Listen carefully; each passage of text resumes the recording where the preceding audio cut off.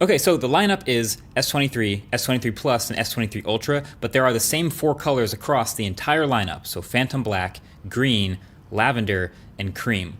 All pretty tame looking, I think. And as expected, the S23 and S23 Plus are basically identical other than their size, which means you can either get the smaller one with the 6.1-inch 1080p OLED and a 3900 mAh battery, or the bigger one with the 6.6-inch 1080p OLED and a 4700 mAh battery.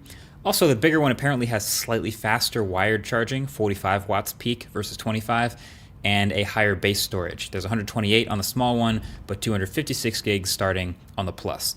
That's it. So aside from that, you're looking at the same general shape and design as last year. Flat display, the ports and the speakers at the bottom, the button locations look basically the same, still got wireless charging, still got IP ratings. Really the only thing that's updated here from the S22s are the chip and the cameras. So the new chips are the Snapdragon 8 Gen 2. And if you pay attention to the presentation, Samsung's doing this thing where they're calling it like Snapdragon 8 Gen 2 for Galaxy, as if it's a sort of a customized chip. But when I asked Samsung about this, it seems like basically they're doing a slightly higher max clock speed. Maybe it's just binning for all we know. So I don't expect it to be a dramatic difference versus other phones that just have Snapdragon 8 Gen 2, but that's something we'll test. We'll see in the full review. But I mean, the phones feel fast, and Samsung phones always feel this fast when they're brand new, so I'm not super worried. But the other new thing that I mentioned is the cameras. So these new camera systems are refreshed across the board, new sensors, new image processing, new AI remastering of photos. So it's a 50 megapixel main camera paired with a 12 megapixel ultra wide and a 3x telephoto. Playing with it briefly, the images I took, I thought actually looked really good. It's obviously a super brightly lit setup room, so I will say they also look very HDR-y and, dare I say, a bit pixely in this situation. But that tracks with Samsung's claims of a much better improved dynamic range. I'm just very curious to get these out into the real world and see how it stacks up. So definitely get subscribed to see the review when that comes out and I can actually test them. One thing I saw that I didn't like though was the presence of a bit of shutter lag. This isn't exactly new with some Samsung phones, but sometimes you take a photo of something fast moving and you think you got it, but then it turns out the image was captured slightly later than when your finger hit the shutter. So something to keep an eye on, just because if I notice it in this perfect lighting, it's probably going to strike again. But there is also a new selfie camera, 12 megapixels, just a lot of new imaging stuff here. So that's mainly what's new with this incremental S23 update.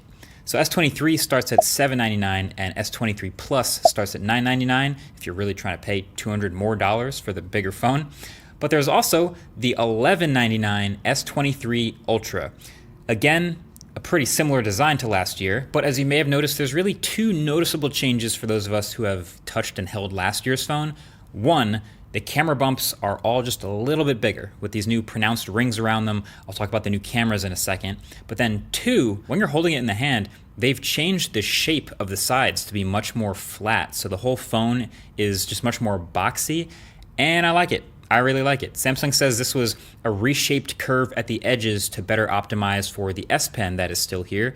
I assumed this would mean either they're making room for a slightly bigger battery, or maybe they can compress the dimensions and make a slightly smaller phone. But the battery size is still the huge 5,000 milliamp hours from last year, and the phone is still huge, so I mean, it feels like it's mostly for aesthetics and feel in the hand and just have something different from last year. But I actually really like it.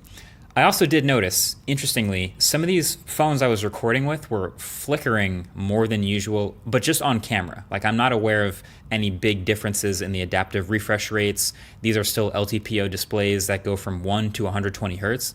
And I played with a few settings when I noticed it flickering, but I couldn't really figure it out.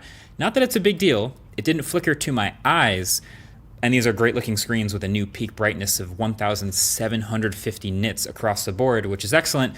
But that's just something different that I noticed to keep my eye on. Really though, the cameras are the biggest thing in the Ultra refresh as well. Again, new sensors across the board, headlined by a 200 megapixel main camera. There's also the 12 megapixel ultra wide and a pair of telephoto cameras, the 3X and the 10X.